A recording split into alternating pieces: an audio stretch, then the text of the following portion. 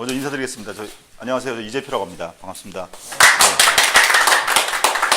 제가 사실 뭐 강의를 할 만한 그런 사람은 아니고요. 예, 또 제가 와서 어떤 말씀을 드려야 될지도 뭐 준비를 제가 충분히 해온 건 아닙니다. 다만 이제 제 얘기를 좀 말씀드리고 또 말씀을 듣고 하면서 이렇게 좀 그 쌍방향성을 가지고 얘기를 했으면 좋겠다는 생각이 들고요. 저를 이제 간단히 소개를 드리면 저는 태어난 데는 원래 보은입니다. 충북 보은이거든요. 그러니까 저희 그 아버님이 그 교직에 계셔가지고요.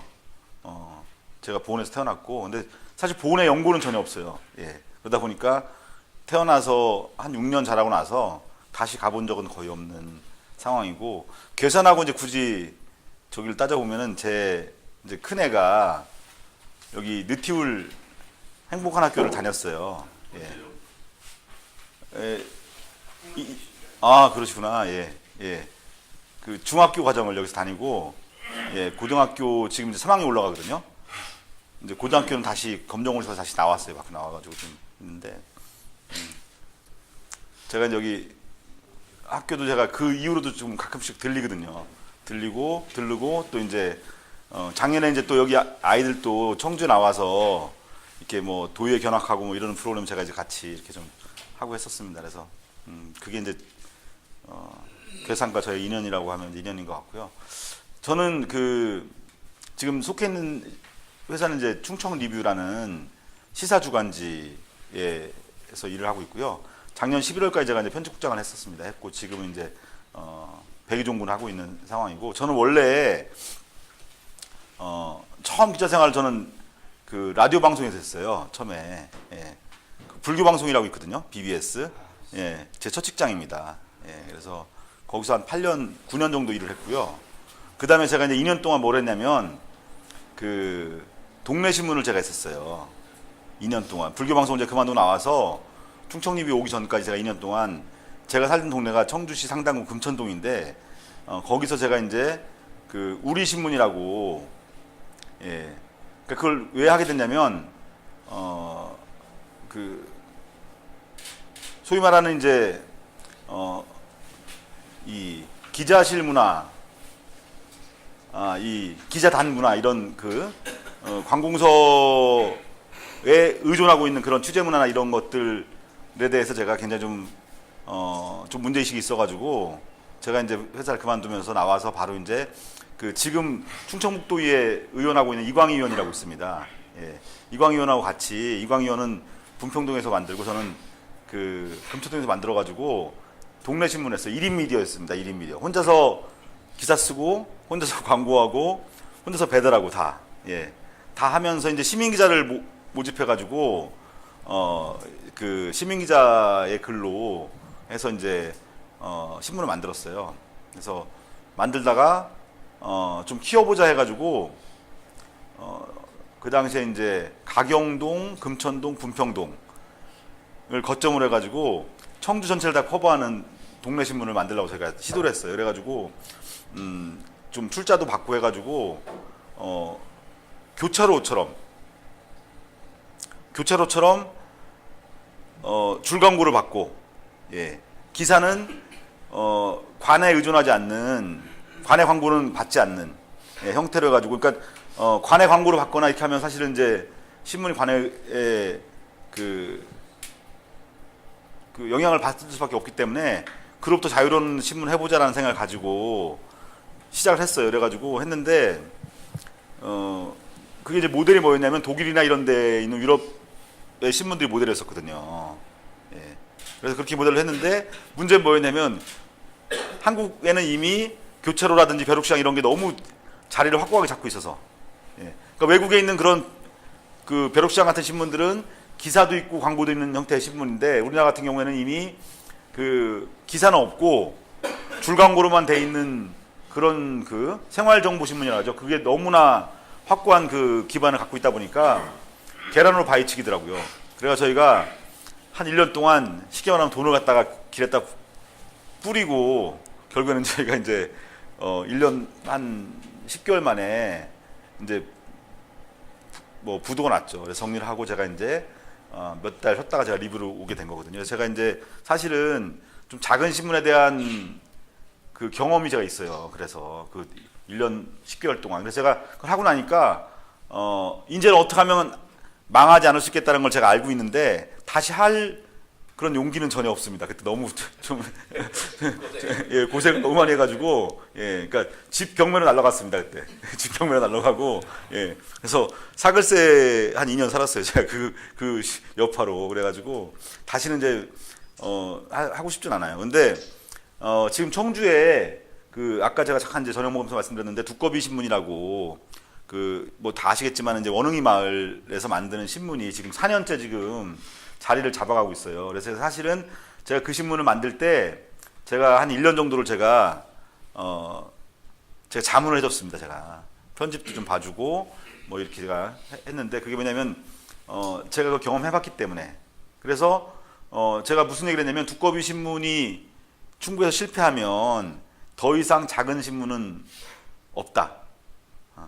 왜냐면 가장 좋은 조건이다. 그 두꺼비 신문이. 왜냐면 그 원흥이란 마을 자체가 원래는 이제 그 아주 오랜 그 전통적으로 오래 살아왔던 그런 그 마을이 있는 동네였는데 거의 그 재개발되기 전에 안에 살고 있는 사람들이 많지 않았어요. 그래서 이제 그 사람들이 싹 이주를 하고 거기에 이제 아파트가 들어오면서 제가 기억하기로 한 4,800세대가 동시에 들어온 거거든요. 아파트가. 그랬고 일단 환경 문제에 대해서 어쨌든 그 싸움을 하면서 많은 것들을 바꿔냈거든요. 바꿔내면서 이제 뭐 거기 생태공원도 만들고 그 다음에 또 그 두꺼비 교육관도 또 이렇게 만들고 이렇게 하면서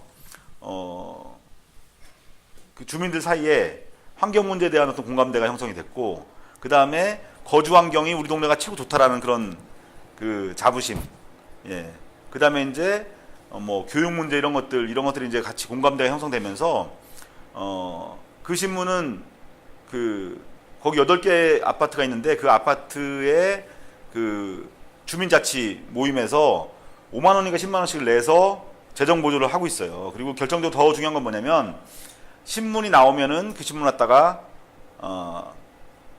배포를 해줍니다. 그래서 4,800세대인데 6,000분가를 찍어요. 그래가지고 아파트에 다 뿌리고 안 가져간 신문을 다시 걷어서 다시 상가에 뿌리고 하다 보니까 그 동네 사람들은 그 신문 안 볼 수가 없는 거죠. 그러니까 뭐 조중동이 잘 나간다고 해도 그 동네에서 노출 빈도를 놓고 보면은 그 신문을 따라갈 수 있는 신문이 없을 정도로 그렇게 돼 있다라는 거죠. 그리고 제가 이제 그때 옛날에 하다가 실패했던 줄광고라든지 이런 것들 갖다가 하고 있어요. 제가 이제 제안했거든요. 한번 해봐라. 그래서 뭘 하고 있냐면 맨 뒤에다가 이 동네 상가 지도를 갖다가 그려서 거기에 이제 상가 전화번호를 다 이제 쓰는 거죠. 그래서 그게 뭐 제가 정확한 액수 모르겠는데 한 5,000원씩을 받는다라든지 이렇게 하고 거기 조금 더 크게 글씨를 좀 두껍고 크게 이렇게 해서 한 데는 뭐 2만 원 이런 식으로 해서 매 호마다 격주 발행인데 매 호마다 그게 이제 몇 면이 들어가요. 그렇게. 그러니까 상대적 광고 효과가 굉장히 높고, 그죠? 높고 안정적 그런 또 그 재정적 기반도 마련이 돼 있고, 그 다음에 이제 그 무가 배포 신문이지만은 유가로 우편 배달을 받아보고 싶은 사람들은 받아보는데 저 같은 경우도 제 동네는 거기 아니지만 제가 한 달에 10,000원씩을 내고 제가 그 신문을 받아보거든요. 집에서 받아보거든요. 그런 사람들이 제가 알기로 한 200명 정도의 그 한 10,000원 정도를 내는 자발적 유료 독자가 있어요. 그러니까 200만 원 정도의 그 수익. 그 다음에 아까 얘기했던 그런 이 상가 줄 광고 형태의 어떤 그런 광고가 고정적으로 돼 있다 보니까 편집장을 포함해서 시민 기자 형태를 가지고 한 8명 정도의 이 수고비를 줄 수 있는 그런 구조가 확보가 돼 있다라는 겁니다. 그래서 이제 그런 형태인데 물론 이제 괴산 같은 경우는 이 동네가 이제 면적이 제일 넓을 걸요. 괴산이죠. 무지하게 넓은데 인구는 많지 않고 이제 아파트 중심이 아니라 다 이제 그 시골에 이렇게 부락 형태로 이렇게 돼 있기 때문에 사실은 종이 신문 했을 경우에 제가 볼 때는 아마 이 배포의 문제가 굉장히 좀 심각하지 않을까라는 생각이 드는데 그렇지만 또 인구가 많지 않기 때문에 제가 볼 때 우편 배달도 할 수 있다는 생각이 들거든요. 저희 지금 신문 같은 경우가 충청 리뷰가 이 신문사 지국으로 배포하는 형태가 아니고요. 100% 저희는 우편 배달을 하는 형태의 신문입니다. 그래서 저희 그 전체 구독 부수에 저희는 한 60% 정도가 청주 청원에 있어요. 예. 그러니까 저희가 기자가 11명 정도가 있는데 시군을 다 주제가 있는 형태가 아니기 때문에 충주가 제천만 있거든요. 그러다 보니까 이제 지역 소식이 별로 없고 하다 보니까 사실 저희 신문은 좀 청주 청원에 이름은 충청 리뷰지만 거기에 많이 좀 포커싱이 돼 있고 그래서 독자의 한 60% 정도가 청주권에 있습니다. 청주 청원권에 있고 나머지 독자는 그 지역 지사가 있는 제천 충주가 좀 많이 있고요. 그 다음은 저희는 서울이에요. 오히려 왜냐면 이제 출향에 있는 인사들 중에서 고향 소식을 궁금해하는 사람들이 있기 때문에 그렇다라는 거고요. 재미있는 거는 저희 신문의 유가 부수보다 사실은 남해 신문의 유가 부수가 훨씬 많습니다. 예. 충청 리뷰는 충북 전체를 대상으로 하는 신문인데 충청 리뷰보다 그 경남 남해에 있는 남해 신문의 유가 부수가 더 많아요. 예. 옥천 신문이 저보다 조금 더 많아요. 유가 부수가. 그런 이유가 왜 그러냐면 일단 저희 신문은 시사 정치적 성격이 되게 강하다 보니까 좀 이렇게 사실 쉽게 읽히는 그런 형태 신문이 아니라는 그런 성격도 있지만은 더 중요한 건 뭐냐면은 옥천이라든지 뭐 남해신문, 홍성신문 이런 신문들이 왜 유가가 많냐면 그 군단에서 보는 것보다요, 예, 서울에서 보는 부수가 더 많다라는 거죠. 그러니까 충북 사람이다. 이때 고향 소식이란 건 사실 좀 되게 범위가 넓은데 내 고향 어디 괴산이라든지 옥천이라든지 이런 소식은 사실 되게 듣고 싶어 하거든요. 궁금하잖아요. 그렇기 때문에 많이 보는 거예요. 예. 그래서 남해신문 같은 경우도 제가 보니까 서울 주재 기자가 있고요. 그다음에 부산 주재 기자가 있어요. 남해신문 같은 경우에. 왜냐면 남해군이 인구가 제가 알기로 5만이 아마 안 될 텐데, 예. 근데 유가 부수가 10,000부가 넘어요. 예. 인구가 5만이라는 얘기는 가구 수는 거의 한 10,000가구밖에 안 되는 건데 유가 부수가 12,000부거든요. 그게 가능한 이유가 뭐냐면 부산이라든지 서울 쪽에서 많이 보고 있다는 거고 결국은 그거 다 우편으로 다 발송이 되거든요. 그렇기 때문에 제가 볼 때 이 느티나무 통신도 앞으로 어떤 지면을 갖다가 지면 발행을 갖다가 염두에 두고 있다고 한다면은 제가 볼 때 괴산 출신의 출향 인사들 있잖아요. 그분들을 생각해서 어떤 신문 제작을 한다라고 한다면은 제가 볼 때 충분히 확장성을 가질 수 있다. 오히려 그런 생각을 좀 해보게 되고요. 그러니까 여기서는 사실 따로따로 다니면서 이렇게 신문을 돌리는 건 사실 불가능하잖아요. 그죠? 예, 불가능하다고 봤을 때, 그러니까 뭐 자발적 유료 구독 뭐 이런 형태를 가지고 이거 갖다가 소식지 형태를 갖다가 받아보기를 원하는 사람이 있다라고 한다면은 그렇게 보내는 방식도 저는 고려해 볼 수 있겠다는 생각이 좀 들게 됩니다. 일단 그런 것들 제가 해보게 되고요. 제가 이제 아까 와서 잠깐 그 인터넷을 이렇게 좀 봤거든요. 봤는데 보니까 이제 아직 뭐 이제 지금 본격적으로 취재 활동 시작되고 기사가 작성되고 뭐 이런 상태는 아니다라는 이제 판단이 드는데 이 컨텐츠를 이렇게 보니까 일단은 그 생활 중심, 살아간 얘기나 뭐 이런 것들 갖다 이렇게 쓰고 있는 것 같아요. 전에 미디어 오늘에 괴산의 어떤 분이 농부 이야기를 연재했던 걸 제가 알고 있는데 그분은 혹시 알고 계시나요? 예, 미디어 오늘에 이유정 씨가? 아니요. 장 뭐였나 그러니까 제가 그분 걸 제가 보면서 이분 언제나 한번 취재를 한번 해봐야겠다는 생각을 제가 했던 예. 제가 기억하기로 거의 100% 괴산이거든요.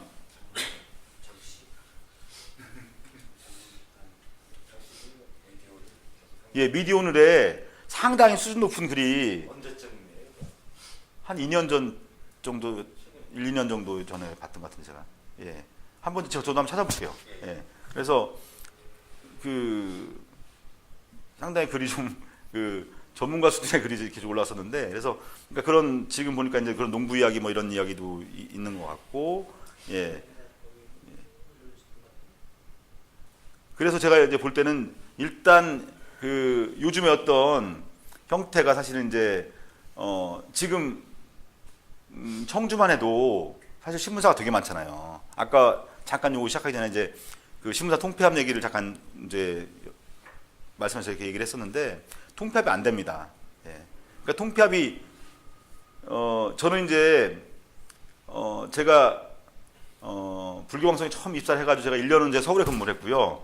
97년도에 청주에 불교방송이 개국을 해서 제가 그 개국 준비를 하면서 제가 청주 내려왔거든요. 근데 그때만 하더라도 청주의 지방신문사의 기자 월급이요. 기본 그 연봉이 한 2천 정도가 됐었어요. 예, 신입 기자 연봉이. 예. 그리고 보너스가 한 400% 정도 됐었거든요. 근데 IMF가 딱 터져가지고 97년 말에 터져가지고 한 2년 정도는 방송사들도 사실 월급이 이렇게 막 보너스가 안 나오고 막 이런 굉장히 어려운 상황이었었어요. 근데 문제는 뭐냐면 IMF가 딱 터지고 나서 이제 경기 회복이 되고 나서 방송사나 이런 데는 월급이 다 회복이 됐는데 신문사는 그때 깎인 월급이 지금까지 그냥 그대로 온다라는 거죠. 예. 이게 되게 심각한 문제거든요. 왜 그러냐면 지금의 어떤 신문사 난립하는 구조는 저임금에 기반해서 이게 흘러가는 거예요. 옛날같이 월급을 다 주고 하라고 하면 절대로 신문사를 못합니다. 그리고 그때만 하더라도 도청에 출입하는 기자가 각 신문사마다 3명, 4명씩 들어왔었어요. 도청 1진, 2진, 3진 막 해가 들어왔고 기자 수가 한 100명 됐었고 근데 지금은 일간지 기자가요. 주제는 다 있어요. 군마다 다 있습니다. 왜냐면 군에서는 다 치킨 하나 뜯어먹을 게 있기 때문에 광고 들어오는 게 기자 한 명 월급보다 훨씬 생산성이 더 있거든요. 그러다 보니까 충남에 있는 뭐 홍성군 어디까지 기자를 한 명씩 다 두고 있어요. 근데 본사 기자는 지금 쉽게 말하면 도청이 한 명씩 한 명 옛날에 비하면 3분의 1, 4분의 1로 기자가 줄었다는 거거든요. 그러다 보니까 사실은 이제 활동성은 거의 없고 관에서 주는 걸 갖다가 받아가지고 쓰는 형태밖에 안 된다라는 거죠. 근데 문제는 뭐냐면 그렇게 IMF를 겪으면서 이제 그 근무 환경이 나빠지고 막 하다 보니까 많은 사람들이 그만뒀어요. 예. 옛날에 2천만 원씩 받다가 반밖에 안 나오니까 많이 있는 사람이 그만뒀다라는 거죠. 그 대신에 뭐냐면은 기존 신문사에 있으면서 내가 크게 안 벌어도 그 가정생활을 영위할 수 있는 그런 조건을 갖고 있는 사람들, 그러니까 와이프가 돈을 더 많이 번다라든지 아니면 집안에 사람이 많다든지 내 앞으로 빌딩 하나 있다든지 뭐 이런 사람들만 남았고, 그 다음에 또 뭐냐면 새로운 사람들이 들어오면서 그 사람들은 과거에는 저희가 언론고시란 말을 했었잖아요. 그러니까 뭐 대단할 것도 없음에도 불구하고 저도 시험을 한 10번 봐서 떨어지고 제가 불교방송을 들어갔던 거였었거든요. 그 당시에 제가 그 서울 가서도 시험을 봐서 떨어지고 제가 대전도 가서 시험 봐서 떨어지고, 지금도 기억나는 게 뭐냐면 대전일보 시험 보러 갔는데 대전일보 기자 2명 뽑는데 거기 대전 시내 무슨 고등학교 교실 갔다가 몇 층을 빌려가지고요 진짜 몇백 명이 와가지고 시험을 봤어요. 근데 제가 지금도 기억나는 게 뭐냐면 영어 시험을 보는데 8절지 하나 딱 줬는데 앞에는 영어 독해, 뒤를 넘기니까 영어 장문이에요. 장문. 장문인데 대전시에 올해 세수입이 얼마고 대전시에 뭐 세수 얼마고 막 나가는데 대전시티 다음부터 단어를 일단 세수입이 뭔지를 모르겠는 거예요. 영어로. 그래서 제가 야 이걸 나가야 되나 써야 되나 막 이렇게 했던 제 기억이 나요. 근데 그렇게 어렵게 해가지고, 근데 그게 기자하면서 제가 그런 영어 실력을 써먹을 일은 전혀 없는데도 불구하고 그렇게 어렵게 했던 이유는 뭐냐면 변별력을 워낙 많은 사람들이 오니까 잽싸게 빨리 떨어내고 몇 명만 남겨서 다시 평가를 해야 되기 때문에 일단 어렵게 문제를 냈던 거거든요. 그렇게 해서 이제 뽑았기 때문에 그 당시는 기자들 사이에서도 뭐가 있었냐면 어쨌든 내가 어려운 관문을 뚫고 왔다라는 거에 대해서 발생하는 직업윤리도 굉장히 사실 컸던 거죠. 근데 요즘은 쉽게 말하면은 누구나 다 기자가 될 수 있어요. 누구나 다. 특히 지역신문에서는.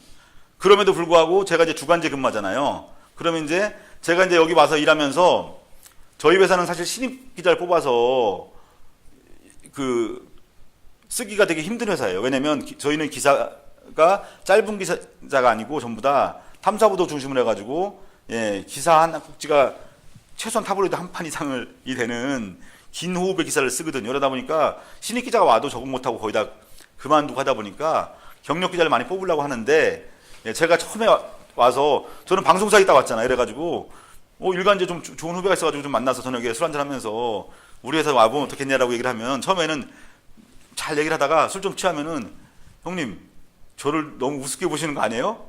뭐 이런 얘기들을 제가 듣게 된다라는 거죠. 아니면 또 뭐 저희 후배 기자한테 전화해가지고 야 너도 이제 주간 좀 있었으니까 이제 일간지로 와야 되는 거 아니냐 뭐 이런 식의 후배한테 전화를 받는 거예요. 그러니까 그러니까 그게 만약에 일간지는 정말 들어가기가 어렵고 주간지는 개나 소나 기자가 되는 거라고 한다면은 그들의 말이 맞을 수 있지만, 지금 솔직히 말하면 기자가 되는 과정 자체는 개나 소나 기자가 될 수 있는 그런 상황 속에 있다라는 거죠.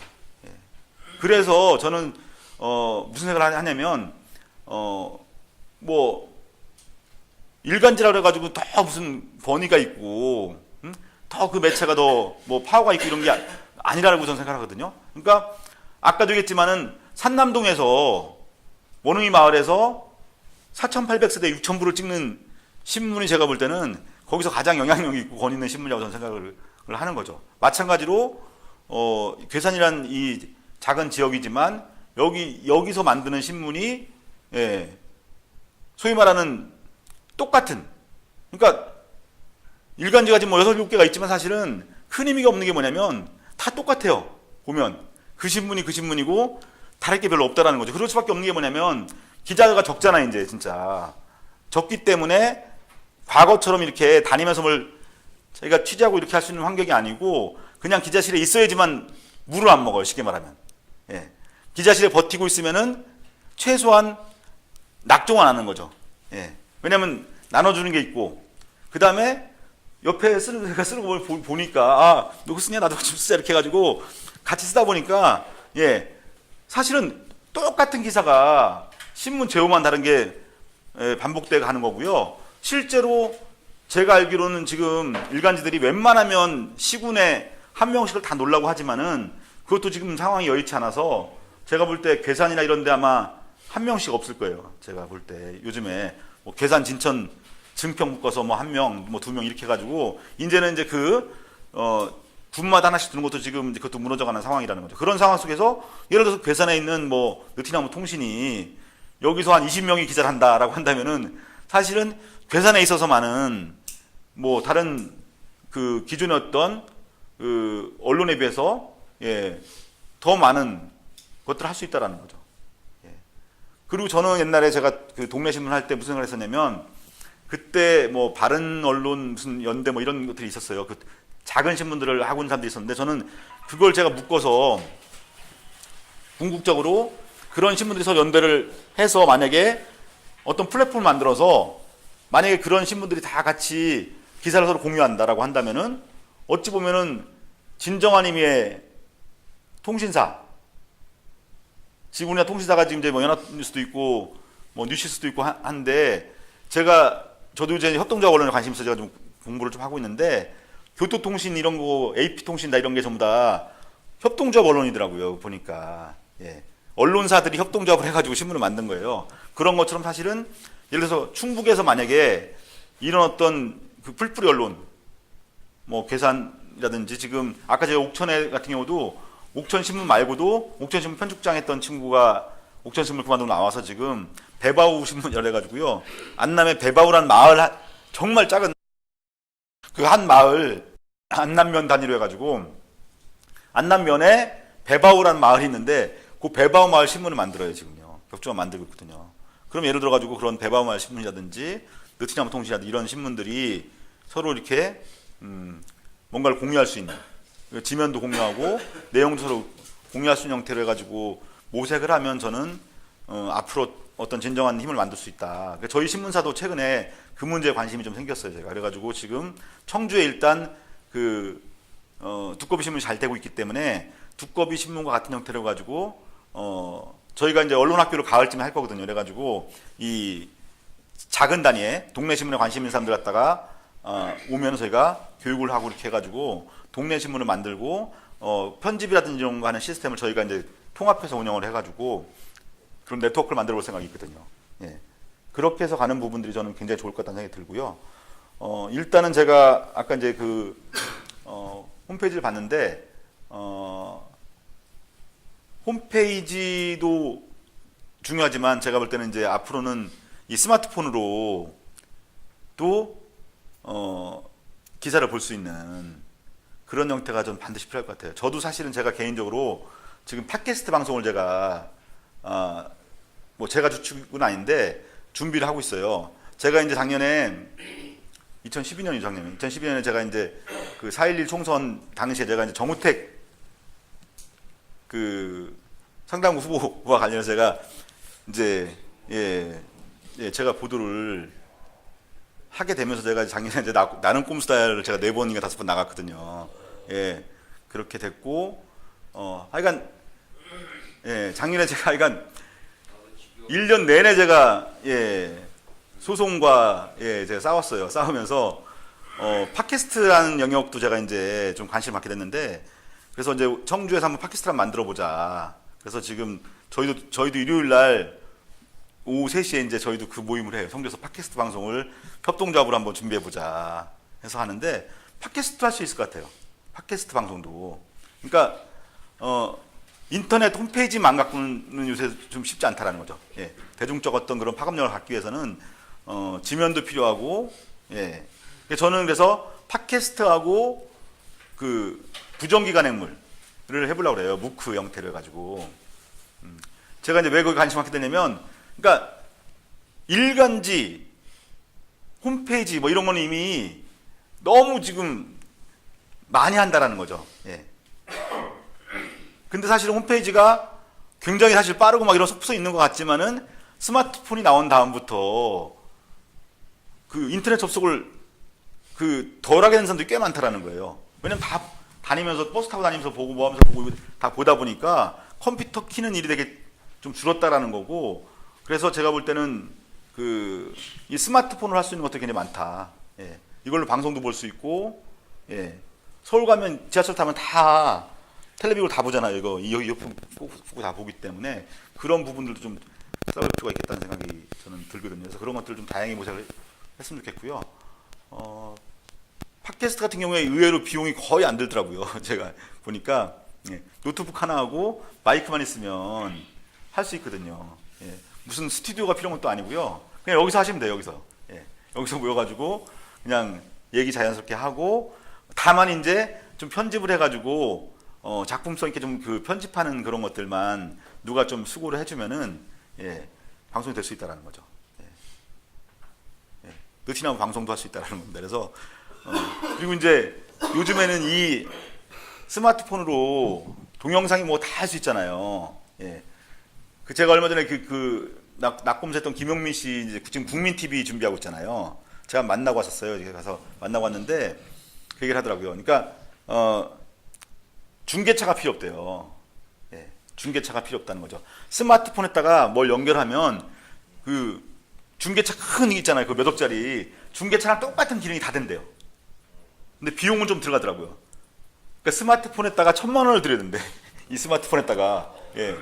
근데 어쨌든 간에 이 스마트폰 한 대의 기능이 중계차, 큰 중계차, 그거랑 똑같은 기능을 다 한대요. 1,000만 원씩. 그래서 자기네들 그 TV는 중계차를 안 사고 스마트폰에다가 그 중계차 기능을 갖다가 하는 그게 있대, 뭐 연결하는 게 있대, 뭔지 모르겠는데 1,000만 원씩 해가지고 한 5대 정도를 한대요. 그래서 5천만 원 정도로 중계차 5대를 갖다가 하는 효과를 낼 수 있다. 그렇게 해서 갈 거라고 얘기를 하더라고요. 그러니까 이거 하나로 다 할 수 있다라는 거죠. 그래서 이제 뭐 예를 들어서 뭐 대통령 인수위 기자회견 한다 그러면은 딴 데 막 와가지고 뭐 하잖아. 그냥 스마트폰 하나 딱 가가지고 이 트라이포드 산발이 딱 세워가지고 요거 딱 갖다 놓고선 여기서 연결해가지고 다 방송할 수 있다라는 거예요. 아무 문제 없이. 얼마 전에 그 박찬욱 감독이 누가 영화도 찍었잖아요. 이걸로 찍었잖아요. 그죠? 충분히 다 가능하고, TV에도 요즘 보니까 뉴스에서 이 스마트폰으로 방송을 하더라고요. 현장 출동 뭐 이런 걸 갖다 뭐 스마트 무슨 뭐 해가지고 하는데, 제가 딱 보면 이게 스마트폰을 한다라는 느낌은 들어요. 이 움직이는 동선이 이렇게 왔다 갔다 한다는 느낌이 좀 드는데, 중요한 건 뭐냐면 화질이 ENG 카메라 찍어서 나오는 거랑 전혀 차이가 없이 그냥 되더라고요. 그래서 그런 부분들도 좀 할 수 있다고 생각하거든요. 특히 뭐 제가 보니까 뒤에 지금 촬영하고 계시는 분들 계시는데, 그런 좀 뉴미디어 쪽으로도 좀 관심을 갖고 하시면 더 재밌을 거다. 오히려 연령이 많으신 분들, 시골에 많으시잖아요. 그분들한테 뭐 인터넷 들어가서 뭐 봐라 하는 것보다 오히려 여기서 동영상이나 뭐 이런 걸 해가지고 동영상으로 TV처럼 해서 보여드릴 수 있는 게 있다라고 한다면 제가 볼 때 더 그분들이 접근성이 더 있지 않을까 오히려 보기만 쉽다라고 한다면은 그래서 그런 것도 좀 고민을 해봤으면 좋겠고요. 기사 쓰는 거는요. 기사 쓰는 건 제가 이제 저도 동명신문 해봤는데 기사 쓰는 거는 가장 큰 문제는 뭐냐면 기사를 어렵게 쓴다는 겁니다. 많은 분들이. 저는 기사를 되게 쉽게 쓰거든요. 그러니까 왜냐하면 기자들이 빠진 함정이 뭐냐면 저는 그걸 다 알거든. 그러니까 지가 쓰니까 자기는 다 알고 쓰는 거예요. 취재 다 하고 다 듣고 자기 생각을 표현하기 때문에 자기가 읽어보면 되게 쉬운 기사야. 근데 저는 저희 신문의 기사가 다 길잖아요. 제가 읽어서 이게 뭔 얘기지라고 이해가 안 되는 경우가 되게 많아요. 후배들이 쓴 기사를 보면서 이게 도대체 뭔 얘기를 한 거지? 물어볼 때가 많아요. 내가 그럴 정도면 기자가 아닌 보통 사람들이 봤을 때 그 기사를 이해 못할 확률이 되게 높다. 그리고 또 함정이 뭐냐면 어차피 전문가들이 보면은 아주 비전문적이고 주먹구구식이고 막 이런 기사예요. 독자들이 쓰는 보면 되게 어렵다라는 거죠. 그래서 뭐냐면 중3 정도가 보면 이해할 정도로 쓰라고 얘기를 하거든요. 일단 단어 선택이라든지 뭐 이런 것들을 갖다 최대한 굳이 어려운 말 쓸 필요 없다라는 거고요. 그 다음에 이제 지금 보면 신문도 읽는 신문이 아니라 보는 신문을 추구하거든요. 그러니까 중앙지일수록 더 그렇습니다. 보는 신문을 추구한다라는 거죠. 종이신문이 아니더라도 인터넷에 보도된 형태라고 하더라도 신문에는 사진을 막 남발하지 않지만은 인터넷 같은 경우에는 사진을 많이 넣을 수도 있거든요. 그렇죠? 그래서 될 수 있으면 텍스트를 많이 하지 말고 쉽게 볼 수 있는 사진이라든지 아니면 도표라든지 이런 것도 많이 활용해서 하면 될 것 같고요. 그 다음에 이제 기사체에서 가장 주의할 부분이 뭐냐면 문어체보다 구어체로 쓴다. 평소에 말하듯이. 그러니까 우리 글로 쓰라고 하면 하여서 되어서 뭐 하잖아요. 하여서가 그냥 해, 돼 이렇게 축약해가지고 구어체로 써야 되고요. 가장 중요한 건 뭐냐면 단문으로 해야 됩니다. 저는 무조건 어떻게 하면 더 짧게 문장을 끊을 수 있을까만 저 생각을 하거든요. 그러니까 많은 사람들이 그 비문이 되는 경우가 뭐냐면 주어하고 서술어가 서로 호응 안 하는 경우가 되게 많은데 그 이유는 뭐냐면 문장이 길어지면 당연히 그렇게 될 수밖에 없어요. 그렇기 때문에 최대한 문장을 끊어서 단문으로 쓰는 거죠. 단문으로 쓰는 원칙을 지키다 보면은 어떤 사람들은 앞에 시작하는데 첫 문장이 막 이만큼씩 돼요. 막 이렇게. 가장 비효율적인 게 뭐냐면 그 안 되는 게 법률 그 법정 쓰는 거잖아요. 계속 이어서 가잖아요. 그냥 다 끊어서 쓰면 돼요. 다 무조건 끊어서 쓰면 된다. 그리고 대개의 기사 문장은 강조하는 바가 앞에 나옵니다.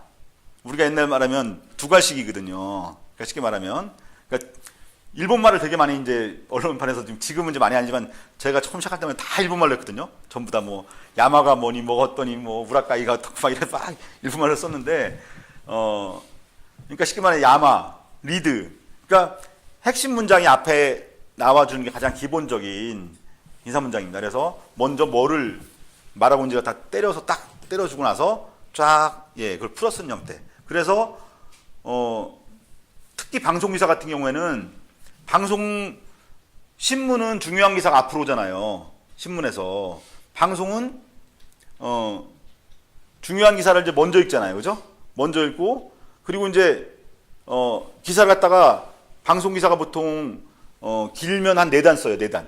문장이. 뭐뭐 했습니다. 다 마침표가 4개 정도 들어가면은, 그러니까 리포트 말고, 리포트하는, 이제 뭐, 아무개 기자가 보도합니다. 이렇게 하는 거 말고, 보통 아나운서가 이렇게 읽는 기사의 경우에 방송 기사는 길면 4단을 씁니다. 4단을 쓰고요. 짧으면 2단을 써요. 사건 기사 같은 경우에 뭐 괴산군 어디 어디 마을에서 뭐 무슨 사고 나서 뭐 몇 명이 숨졌습니다. 그 다음에 경찰은 뭐 이 사고가 뭐 운전 무슨 부질에서 사고 난 것으로 보고 정확한 사고 원인을 조사하고 있습니다. 이게 가장 짧은 형태의 두 문장으로 이루어진 형태의 기사거든요. 근데 중요한 건 뭐냐면 뉴스는 읽다 보면 이제 시간을 맞춰야 되잖아요. 뒤에 요즘에는 밖에서 엔지니어가 이렇게 해주는 게 아니에요. 자동으로 다 입력돼 있어요. 이 뉴스가 몇 분이 끝나면은 아나운서가 말을 하고 있어도 그 다음으로 넘어가 버리게끔 자동으로 그렇게 인원을 지금 최소화했기 때문에 그렇게 자동으로 이게 넘어가거든요. 그래서 읽으면서 이제 시간 보면서 뒤로 맞추는 거죠. 그러면 읽다가 기자가 세 문장을 써놨어도 아나운서가 이거 시간이 좀 빠졌다 싶으면은 더 많은 꼭지를 읽어야 되니까 한 줄씩 다 한 문장씩을 다 빼고 그냥 두 문장씩만 읽고 갈 수도 있고 최악의 경우에는 마지막에 한 문장 읽고도 끝낼 수 있다라는 거죠. 그죠? 마지막 장을 딱 읽고 시작했는데 시간을 보니까 두 문장 들어가면 밑에가 잘릴 것 같아. 그러면은 한 문단 하고서 그냥 끊어버리거든요. 근데 중요한 건 뭐냐면 한 문단을 읽고 끊어도 그 기사가 완성이 돼야 되는 거예요. 그 원칙을 생각하시면 돼요. 그래서 뭐냐면 맨 앞에 시작하는 한 문단 안에 주장하는 바가 다 들어가 있으면 되고 그 다음에는 그걸 좀 풀어주면서 쉽게 말하면 신문도 그렇잖아요. 신문도 바쁘면은 우리가 가장 바쁠 때 뭐만 봅니까? 제목만 보잖아요. 제목만 보는 거고 조금 더 시간 있으면 위에 조금 읽어보고 또 그 다음 거 가는 것처럼 그러니까 쉽게 말하면 중요한 걸 앞으로 다 몰아놓으시면 된다. 그러니까 칼럼하고 다른 거예요. 칼럼하고. 그러니까 기자 수업을 정확히 받지 않은 분들은 칼럼을 써요. 이렇게 기사 형태로 쓰지 못하고 칼럼을 쓰는데 기사하고 칼럼의 차이는 뭐냐면 칼럼은 자기 주장이 들어가 있는 거잖아요. 자기 주장이 들어가 있는 건데 기사에는 자기 주장이 들어가면 안 됩니다. 근데 그러면 기사에는 자기 주장이 없냐? 있습니다. 어떻게 됐냐면은 발언권을 주는 거예요. 발언권을 기사는. 그러니까 기사는 제가 작년에 제일 많이 당했던 게 뭐냐면 내 기사가 객관적이지 않다는 거에 시비였던 거예요. 제가 그죠? 정우택 관련 보도를 했는데 당신 기사가 공정하지 않소라는 것 때문에 제가 이제 싸웠던 거죠. 그래서 제가 각종 위원회에 다 불려갔어요. 근데 저는 선거기사심의회에 제가 불려갔어요. 뭐가 왔더라고. 사과문 계좌라고 와서 제가 사과문 계좌 안 한다고 했더니 재심 청구를 하래. 재심 청구 사유를 써서 보내라고 제가 뭐라고 보냈냐면 딱 4글자 써서 보냈어요. 어이없음. 이렇게 보냈더니 전화가 왔더라고. 친히 출두하시라고 그래가지고 서울에 제가 갔어요. 딱 갔더니 첫 마디가 뭐냐면 그거야. 언론 전공했습니까? 이렇게 물어보더라고요. 아니 전공 안 했습니다. 그랬더니 그럼 기사 쓰는 거 어디서 배웠어요?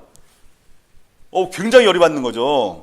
내가 촌에서 시골에서 주간지 기자라고 하니까 너 언론 전공했냐?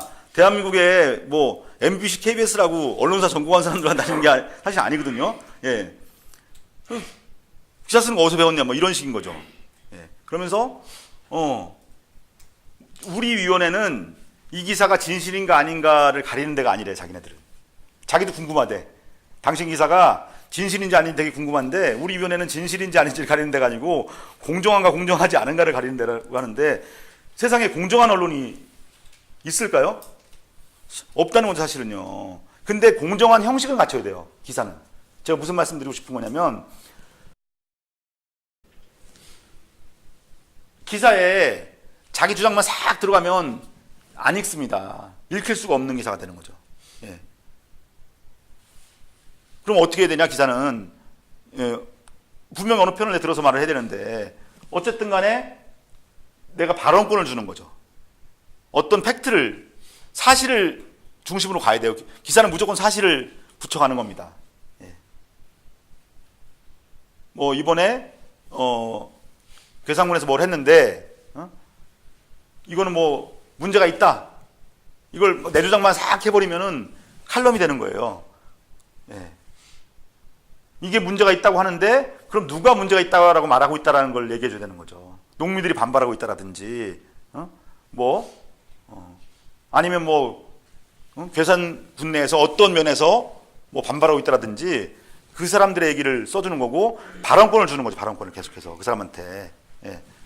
여기 대해서 괴산군 뭐 연풍면에 사는 아무개 씨는 해서 그 사람의 발언권을 주는 거죠.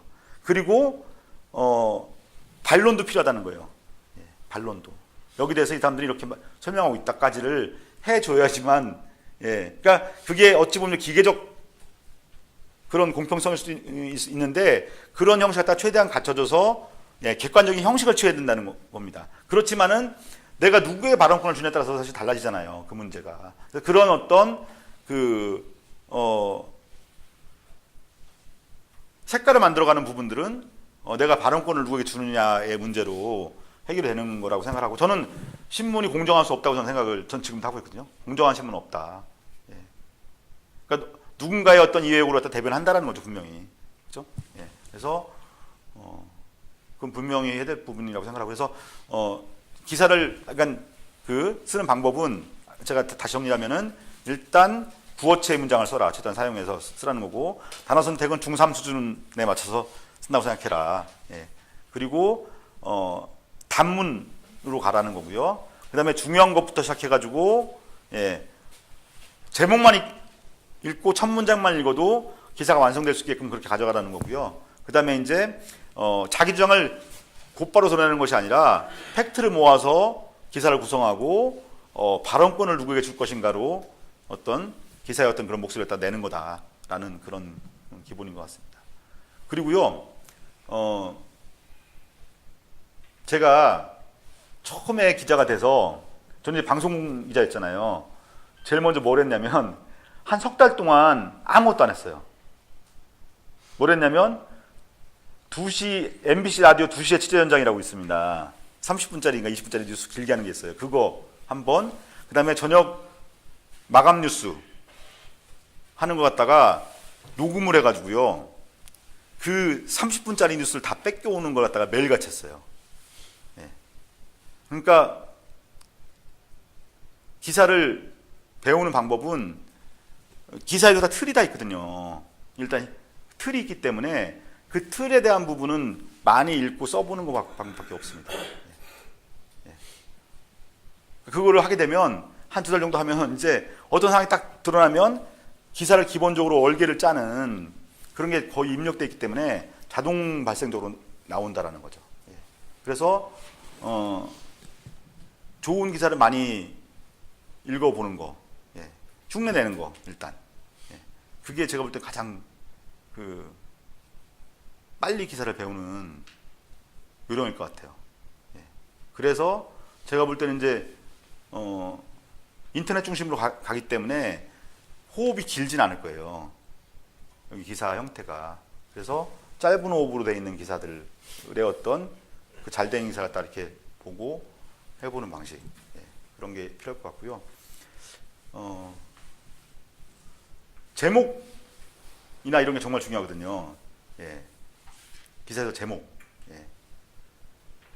아까도 제가 농담처럼 얘기했지만은 요새 포탈은 야만이 낚시질하는 제목으로만 돼 있는데 사실은 좀 짜증나잖아요. 사실 보면 당하면서. 예. 그러면 근데 제목은 어쨌든 간에 제가 오늘도 저희 편집할 때 얘기를 했던 건데 제목은 중요한 게 아니에요. 예. 제목으로 전체 내용을 다 요약해서 집어넣으려고 하면 제목을 달 수가 없습니다. 예. 제목의 역할은 뭐냐면 기사를 읽어보게 만드는 거예요. 그렇다고 해서 낚시질하는 얘기가 아니라, 예.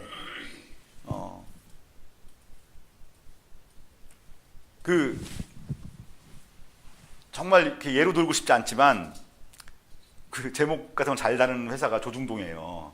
아무래도 그런 거를 잘하는 사람들을 뽑아다 놓을 거 아닙니까, 얘네들이. 그죠? 예. 그래서 옛날에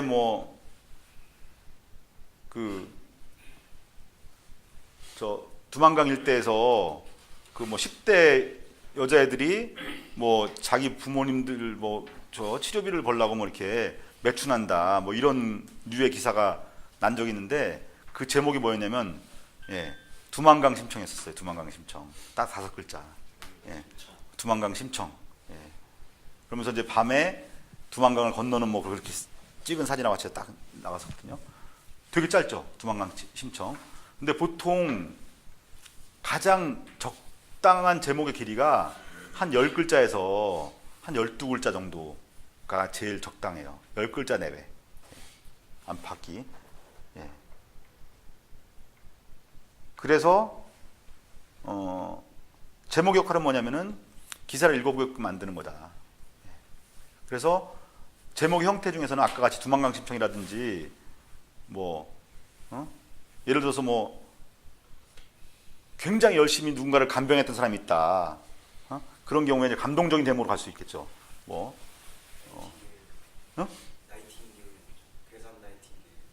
그런 것도 가능하고 뭐 함께 뭐 죽어서는 뭐 따라가지 못하지만 뭐 이렇게 뭐 이런 심금 울리는 제목을 달 수도 있다라는 거죠. 그렇게 갈 수도 있고 아니면 아예 숫자를 끌어내는 제목들도 되게 좋아요. 숫자를 끌어내서 예를 들어서 뭐 괴산 뭐 증평의 몇 배 뭐 이런 거. 예. 그래서 딱 눈에 들어오게끔 하는 제목들 할 수 있고요. 그다음에 이제 제목 예를 들어 가지고 괴산 한살림 뭐 아니 한살림 뭐 괴산지 뭐 예를 들어 지회 괴산 뭐 본부 연합회 이런 게 제목에 들어가 버리면요. 아까 열자 내외라고 했는데 한살림 괴산 연합회 뭐 벌써 이게 저기 7글자잖아요. 그러면 3글자밖에 더 못 쓰잖아. 이런 경우는 어떻게 하면 되냐면 문패라는 게 있어요. 문패. 예. 이렇게 큰 제목 있고 작은 제목 있고 여기다가 이렇게 문패 제목을 달 수 있어요. 그럼 괴산 한살림지회는 여기다 다는 거야. 괴산군 한살림지회에 뭐 신년 총회에서 이렇게 달아보고서 여기다 제목을 다는 거죠. 이거 아예 빼버리고 이렇게 해서 그러니까 최대한 이런 글자 수 잡아먹는 것들을 갖다가 안에 안 집어넣어야 됩니다. 이해가 되시죠? 예. 그러니까 문패나 이런 걸 빼버리고 그냥 제목에다 집어넣어버리면 괴산 한살림 뭐 한살림 괴산지연합회 여기서부터 7자 되니까 그 다음에 할 말이 없잖아요. 뭐 할 말이 예. 좋았다? 뭐 이거밖에 안 되잖아.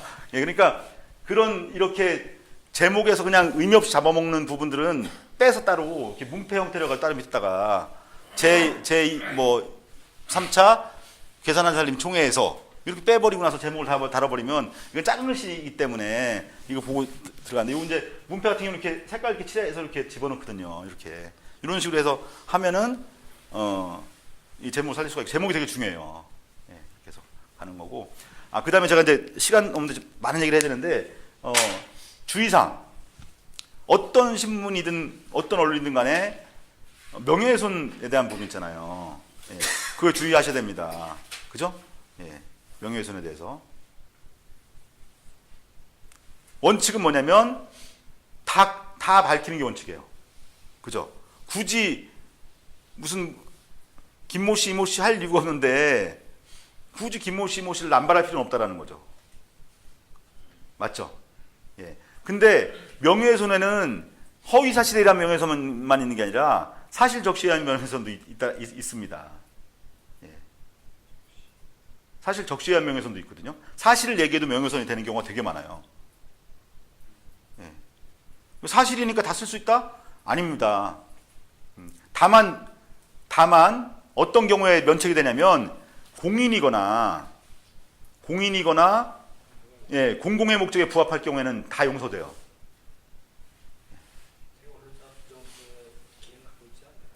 그렇죠. 그걸 잘 봐야 된다는 거죠. 임곽수 군수를 갖다 굳이 임모 씨라고 할 필요는 없다는 거죠. 저 사람 공인이기 때문에. 예? 그러니까 사생활에 대한 부분도 임곽수 군수가 뭐 술 먹고서 깽판 쳤다. 이건 사실은 뭐 술 먹고 할 수 있는 일이잖아 사실은요. 근데 군수가 했다라고 한다면 이게 좀 달라지는 거죠. 그런 부분들이.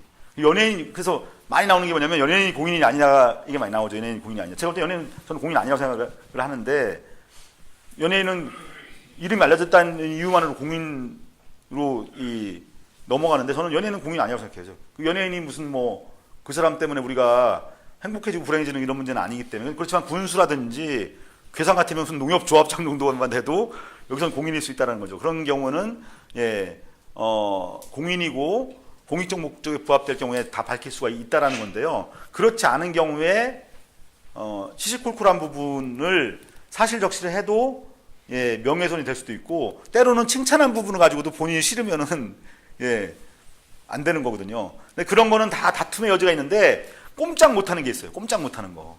그게 뭐냐면, 예를 들어가지고, 아무개 씨가 무슨 뭐 어디서, 교통사고를 냈다라든지, 무슨 파렴치한 일을 저질렀다라는 건데, 그 사람이 예를 들어가지고, 괴산 무슨 우체국 직원이다.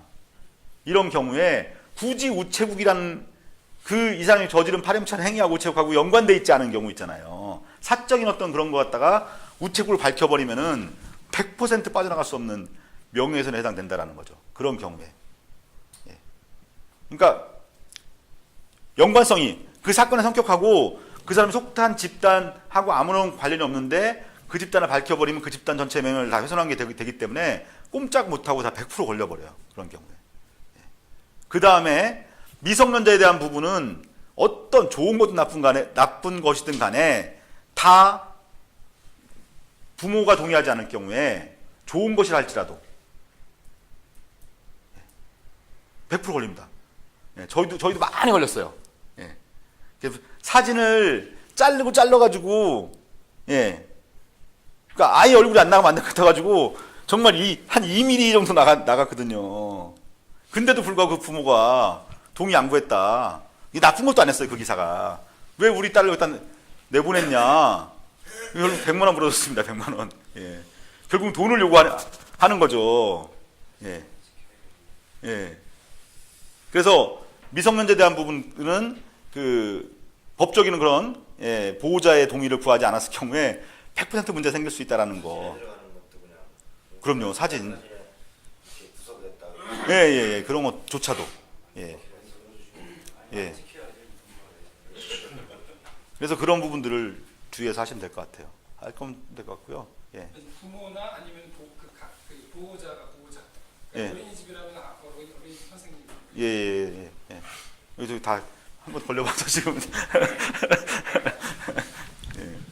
그래서 그런 거 주의하시면 될 것 같고요. 그래서 문서로 받아들일까? 아니요, 그렇게까지는 안 해도 되는데. 예.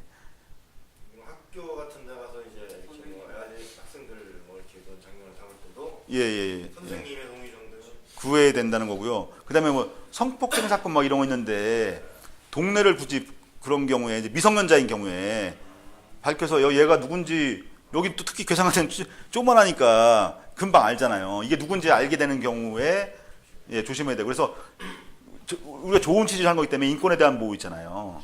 인권에 대한 보호는 해줘야 된다. 공인이 아닌 경우에는 그런 거를 좀 주의하셔야 될 것 같아요. 생각 안 하실 수 있는데 그걸 별별 사람이 다 있다고 생각하시면 돼요. 별별 사람이 다 있다. 그럼 군수가 개인적으로 예를 들어서 부부싸움을 했다. 뭐 이런 거를 기사는 아니지만 재밌거리 이런 거 이렇게 뭐 그런 것들도 저는 이제 뭐 이 신문이 다루는 문제가 괴산의 소소한 일들을 다루기 때문에 뭐 그것도 기사가 될 수도 있죠, 사실은요. 그게 무슨 청주에서 명예훼손. 갑자기 드는 질문인데 유머라고 보통 유머와 명예훼손, 유머 말씀하셨듯이 그 교수님이 이제 공인을 대상으로 뭐 튀어나오거나 거기에서는 그 개그맨들이나 희극인들이 정치인들을 이렇게 빗대서 하는 그건요. 많잖아요. 그거는 제가 답을 딱 말씀드릴게요. 그 취재원에 따라 다릅니다. 그러니까 제가 정치부 기자를 굉장히 오래 했거든요. 정치인들을 보면 심지어 이런 사람이 있어요. 막 내 나쁜 걸 썼어요, 그 사람이. 근데 나를 딱 보더니 고마워 막 해서 악수를 해. 뭐가 뭐 이러면 이번에 내 거 그거 크게 써줬잖아. 내 얘기는 무조건 크게만 써주면 된다고 하는 사람이 있어요. 미치는 거죠, 완전히. 어떤 얘기를 써도 자기 얘기 크게만 나가면 좋아해. 그러니까 이렇게 뭐 돈 떼먹었다 뭐 이런 거 말고 나머지 무슨 말을 막 해서 뭐 해서 뭐 이런 얘기 무조건 크게 나면 좋아하는 사람이 있어요. 그리고 어떤 사람들은 나쁜 기사 나가도 그냥 허허 웃고 마는 사람이 있어요. 근데 어떤 사람은 기사 한번 나가면 막 끝까지 매달려가지고 막 괴롭히는 사람이 있어요. 그리고 전화 잘 받는 사람이 있고 전화 한번 이런 하여간 취재원의 다양한 그런 군상들이 있거든요. 예. 기자가 제일 싫어하는 사람은 뭐냐면 말 잘 안 해주고, 예. 전화 안 받는 사람 제일 싫어하게 됩니다. 여러분들이 이제 하시다 보면은 죽어도 전화 안 받는 사람이 있어요. 예. 국회의원이 전화를 안 받아. 그래서 제가 얼마 하도 화가 나서 제가 보좌관도 안 받아요. 근데 똑같아. 그 집안 그놈의 집안 똑같아. 내가 그래서 내가 보좌관한테 문자를 보냈어. 하도 열받아가지고. 아니 의원이든 보좌관이든 둘 중에 하나는 전화 받아야 되는 거 아닙니까? 그랬더니 나중에 보좌관이 전화했더라고. 미안하다고. 안 받는 사람도 안 받아요. 그렇게 안 받고. 예. 다 달라요. 군상들이 다 다르기 때문에 경험을 해보시면 아, 이런 놈도 있고 저런 놈도 있구나 이렇게 이제 알게 되죠. 예, 그것들에 대해서. 예. 질문 있으면 제가 좀 이렇게 답변 드리고요. 예, 정리하겠습니다. 주의사에서 명예훼손 외에 또 주의사. 언론사가 할 수 있는 가장 좀 골치 아픈 게 명예훼손이죠. 명예훼손이라는 게 이제 아까 얘기했지만은 두 가지 측면이에요. 내가 골치 아플 수도 있고 또 미안할 수 있거든요, 사실은요. 그렇죠? 인권에 대한 침해라든지 특히 여기는 작은 사회이기 때문에 또 그런 예, 그러니까 이 작은 신문의 특징이 뭐냐면 비판적 보도를 했을 때 예, 이 좁은 사회에서 막 그런 생기는 자주 또 이렇게 맞부딪히는 사람들 어제까지 내가 좀 좋게 써줘가지고 아유 막 이렇게 하다가 갑자기 한번 또 나쁘게 써주면은 뭐 또 이렇게 막 쳐다도 안 보고 막 이런 문제가 사실은 작은 단에서 발생할 수 있다라는 거죠. 예, 그런 부분들 예. 지향하시는 게 어떤 거예요? 고발이라든지 뭐 이런 것을 과도하게 지향하시거나 그런 건 아니시죠? 어떠신가요? 고발할 역량이 뭐 되는 것도 아니고 힘들었어요. 할 수 있죠. 근데 뭐 아직은 아닌 것 같아요. 네. 그러니까 그런 문제가 항상 부딪히더라고요. 저도 동네 신문 해봤지만은 동네 신문 하면 좋은 게 좋은 거다라는 식으로 그런 게 많이 가요. 가다가 이제 어쨌든 간에 그래도 뭔가가 있을 때 부딪히거든요. 그랬을 때 이제 상대방이 느끼는 배신감이 되게 큰 거죠. 예. 그러니까 충청리뷰라는 신문은 워낙 신문을 다 뒤집어 봐도 좋은 얘기 거의 안 나오는 신문이기 때문에 아, 저 새끼들 원래 저런 놈들이라고 생각하고선 받아들여지는데 여기서 이렇게 그냥 알콩달콩 얘기를 쓰다 갑자기 뭐 여기서 그냥 빵 해버리면 이게 뭐 발생할 수 있는데 참고로 그 두꺼비 신문 같은 경우가 동네 그 신문 한번 그 받아보세요. 예, 두꺼비 신문만 받아보시면 도움이 될 것 같아. 예, 그래서 그 신문을 보면 대체적으로 다 이 동네 사람들 좋은 얘기를 중심으로 써 나가는데 최근에 지금 거기 구룡산 그 내셔널 트러스트를 지금 1차를 한번 했어요, 전에. 그리고 지금 또 시에서 거기를 또 이제 그 산을 까니까 그 신문 편집국장 했던 사람이 지금 집행위원장이 돼서 지금 싸우고 있거든요. 그리고 거기 새별초등학교라는 초등학교가 있는데 인조잔디를 깔았어요. 그 문제 가지고 교육감하고 고소고발까지 할 정도로 그 신문이 앞장서 싸웠거든요. 그러니까 거의 95%그 포지티브를 지향하는 신문인데 지역 문제에 있어서 뭔가 싸울 일이 있으면은 예, 머리 터지게 싸우는 걸 역할을 해요, 그 신문이. 예. 그래서 그런 것도 당연히 필요하고 언론은 이것도 기능에서 비판 기능이 없으면 사실은 안 되기 때문에 예. 그렇습니다. 예. 그리고 제가 볼 때 이제 관공서나 이런 데도 그러니까 저희 회사 같은 경우는 출입 처무나 이런 거는 반대를 해요. 그렇지만은 그 신문을 만들려고 하다 보면 쉽게 말하면 정보가 없이는 안 되기 때문에 취재에 대한 어떤 권리를 보장받으셔야 되는 부분도 해결하셔야 됩니다. 그렇죠? 예. 뭐 군청이나 이런 데 가서 경찰서에 가서 우리도 이런 역할하는 언론 역할을 할 거고 그래서 우리 취재도 협조를 해달라라고 얘기를 하고 뭐 이렇게 우리 지금 만약에 그러면 이제 예를 들어서 군청이나 이런 걸 누가 취재한다고 했을 때 그런 역할을 할 수 있는 뭐 기자를 지정할 필요도 있겠죠. 예를 들어서 계산군청, 뭐 계산경찰서 뭐 이렇게 있으면은 이 부분의 담당은 이 사람이 할 것이다라고 해서 최소한 이제 그렇게 서로 뭐 구두로라도 아니면 뭐 서류로라도 이렇게 서로 해가지고 왜냐면 필요하거든요. 그래서 결국에는 뭐냐면 좋은 취재는 좋은 소스가 없이는 안 되는 거죠. 그런 면에서 관공서나 이런 데로부터 받을 수 있는 그런 것도 필요하다. 그러면 예를 들어서 정상적으로 계산군에서 뭔가를 제공해주지 않는다라고 한다면은 공무원노조에 계시니까 계산군 공무원노조를 출입을 하는 거야. 예. 우리는 계산군청하고 협조를 하는 게 아니라 계산군청 공무원노조랑 우리는 취재 단서로 그걸 맺어서 그럼 공무원들 통해서 받을 수 있는 거죠. 예. 그러니까 그 우리나라만큼 내부 고발에 대해서 이 참 이번에 국정원 사건을 보더라도 지금 해고당했잖아요. 국정원 막 죽일 놈 됐잖아. 그 국정원 처음에 그거 한 사람이 그게 그 죽을 짓을 한 게 아니잖아요. 제가 볼 때는. 근데 우리나라는 그게 그러니까 외국은 심지어 내부 고발자 소송을 대신 해주는 회사가 있더라고요. 미국에 제가 이제 연수 가서 알게 된 건데 내부 고발자 소송을 해주면요 돈을 무지하게 많이 받아내요. 국가로부터. 예. 배상받는 게 막 몇십억씩 해서 하는 거야. 건강보험 비리 뭐 이렇게 가지고 하면 몇십억을 받으면 그 제보한 사람도 돈을 많이 벌어요. 그리고 회사도 되게 전문적으로 그런 소송만 예, 해주는 회사가 있는 거예요. 그래서 어쨌든 간에 관공서나 이런 그로부터 소스를 받을 수 있는 통로를 갖다가 만들어 놓을 필요는 있다. 그래서 어쨌든 그 언론이 부각되려면 좋은 얘기 뭐 이런 다 좋아요. 좋지만 그래도 뭔가 문제가 있을 때 치고 나갈 수 있는 힘은 필요하다는 생각이 들거든요. 예. 기자가 네. 취재 갔는데 예. 그 사실 공적인 업무로 간 거예요. 근데 그쪽에서 일방적으로 회사는 뭐 카메라를 켜내는가 업무 오히려 우리의 그걸 방해했을 때 대응을 하나요 아니면 그런 경우가 일단 그렇게 많지는 않고요. 예. 기존 언론사의 경우에는 이제 우리나라는 기본적으로 그런 거에 대한 협조는 잘 되는 편이잖아요. 뭐 취재하는데 요즘에는 이제 행정정보 공개 청구도 있지만 그것도 활용하시면 돼요. 행정정보 공개 청구를 하면 예, 그거를 활용하시면 되거든요. 예. 근데 그런 것까지 안 가고 대부분 언론사는 대부분 공개를 다 해줘요. 예. 해주는데 예를 들어서 뭐 개인 기업이나 이런 데가 오히려 잘 협조를 안 해줄 수 있죠. 우린 다 말 못한다. 말 못한다면 사실은 그런 경우에 어쩔 도리가 없죠. 그러면 이제 뭐 이렇게 요구를 했지만은 이런 거에 대해서 일체 협조하지 않았다라고 그냥 기사를 쓰는 경우가 사실 대부분이죠. 그런 경우. 예. 대체적으로 협조를 잘 해주는 편이에요. 예. 기존 언론사의 취재에 대해서는 잘 해주는 편이고 요즘에는 아예 처음부터 그 행정정보 공개 청구를 해서 가는 경우가 있고 저 같은 경우는 그걸 많이 아니면 가끔씩 해봤거든요. 예. 그래서 요걸 하면 자료를 주니까 아예 나오니까 예. 누구나 할 수 있잖아요. 예.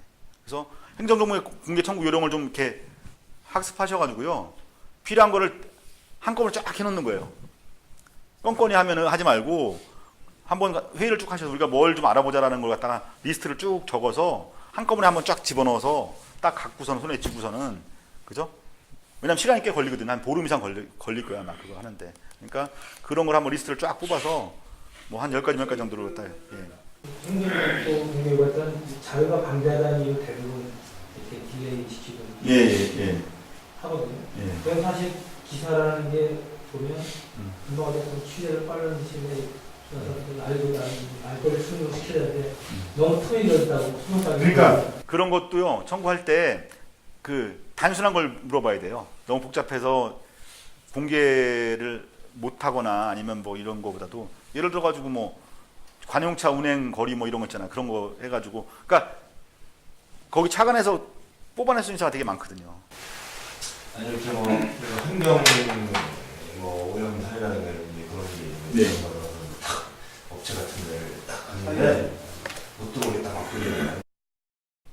그러니까 기업들은 협조가 잘 안 되는 경우가 많아요. 기업들은 예 그런 경우에는 뭐 예 막 밀고 들어갈 수는 없는 거죠 사실은. 예 만약에 뭐 그런 게 있으면은 오히려 관을 이용할 수도 있겠죠. 관에 뭐 고발을 하든지 해서 관을 이용해서 갈 수 있겠죠 그런 경우에는. 예. 그러니까 그 개인 기업 같은 경우는 사실 협조 잘 안 되죠. 예. 그럴 거예요. 예. 저희도 이번에 이번 신문에서 그 발암물질 배출량에 대한 그 환경부 통계를 보니까 충북이 전국 발암물질 33%가 충북에서 배출이 돼요. 그게 또 청원군 오창에 있는 한 업체야. 한 군데 업체에서 거의 대부분이 다 나와요. 근데 전혀 협조가 안 됐더라고요. 기사를 보니까 뭐 하는지 왜 나오는지 뭐 아무것도 말해줄 수 없다. 거기에 대해서는 언론에 일체 우리는 협조하지 않는 게 회사 방침이다. 그러면 어떻게 할 수가 없는 거지. 예. 그런 경우는 오히려 관에다가 뭘 해서 관을 동원해서 예.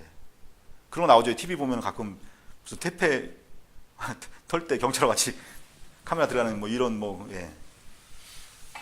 그거래서 아니 왜 그 가끔 뉴스 같은 거 보면 이렇게 안 보이는 데다 이렇게 카메라를 네. 해가지고 촥 그런 것도 뭐 녹취해가지고 뭐 그런 것 그런 게 사실은 법적 시비가 될 소지가 많죠.